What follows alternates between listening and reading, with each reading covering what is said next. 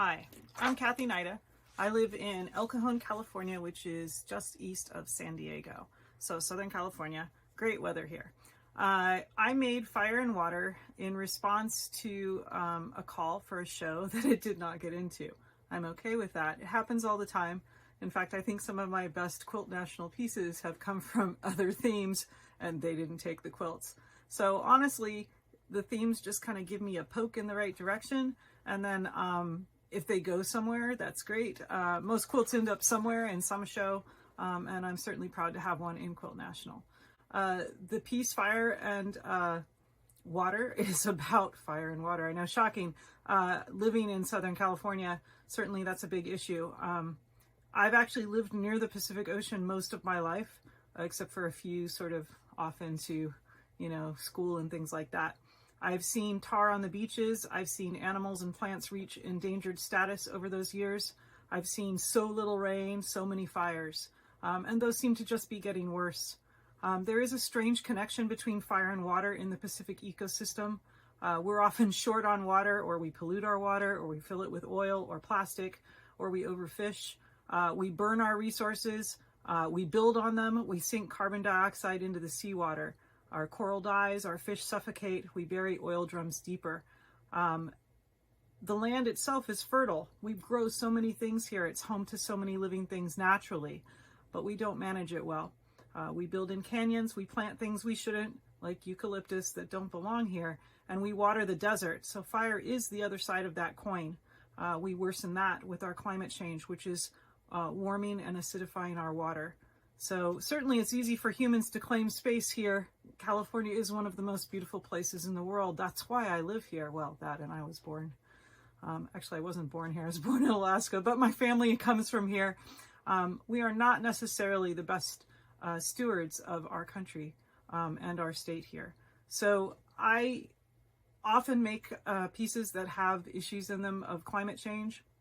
I tend to use female figures as sort of earth mothers or goddesses of the earth. And in this case, she's not the most happy goddess there is. There's a lot going on in the quilt itself with both fire and water, and with the land and the animals that live there. There's also actual animals that are from this area and up the coast. I often use Google to search up images of creatures and use them. Sometimes I just make things up. It's true, but for this one, I really did want it to look like the animals that are here, the mule deer, the cougars, coyotes, things like that, and the birds that are local here to the shore, as well as I believe there's a rattlesnake in there as well.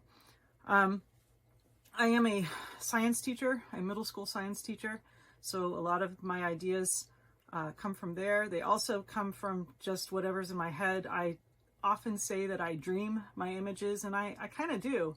I wake up with sort of a picture in my head. I might drive around a little, less so now with the pandemic. Mostly I'm walking, and these ideas sort of draw themselves in my head, and eventually I get them out on paper. And so I spend actually a lot of time staring at the paper trying to figure out where the drawing is. And getting it from here to there is not always the easiest thing in the world. I learned to sew when I was young. When I was about 8 years old, I started sewing my own clothes. My mom taught me. And I actually learned to quilt before she did. I was always sort of obsessed with fabric. And so I started quilting. I think my first quilting class was at age 22. So I've been quilting for 32 years. Is that right? Wow, that's crazy. It doesn't seem that long. And art, I do have an art degree. I also have an English degree, so it makes sense that I teach science.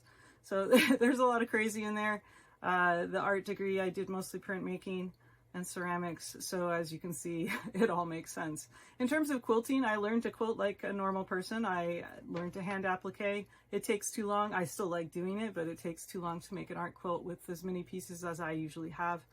So I picked up a fused applique technique from a couple of different people, kind of made it my own. I use a fusible web, and I draw it out, my original piece on paper, and I number all those pieces, and I trace them all on Wonder Ender, and I iron them to fabric and cut them all out.